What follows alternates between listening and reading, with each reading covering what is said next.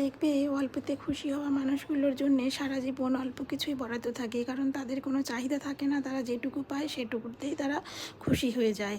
আর যাদের চাহিদা অনেক বেশি, উচ্চাকাঙ্ক্ষা অনেক বেশি, যারা অল্পতে খুশি হয় না, তারা কিন্তু যা চায় তাই পায়। তাদের জন্য অনেক বেশি কিছু বরাদ্দ থাকে, বরং যা চায় তার থেকে অনেক বেশি কিছু পেয়ে যায়। তো যাই হোক, এটা কিন্তু আমি আমার জীবনের অভিজ্ঞতা থেকে বুঝেছি, জীবনকে উপলব্ধি করে বুঝেছি। আজকে দেখো, আমি আলু সেদ্ধ মেখেছিলাম, কারি পাতা আর পেঁয়াজকে সরষের তেলে হালকা করে ভেজে নিয়েছিলাম।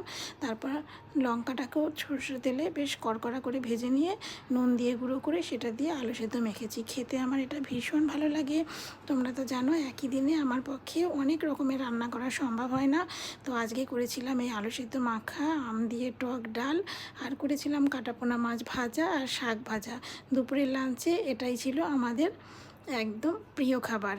তো কেমন হয়েছে জানিও। ভিডিও ভালো লাগলে সাবস্ক্রাইব করে পাশে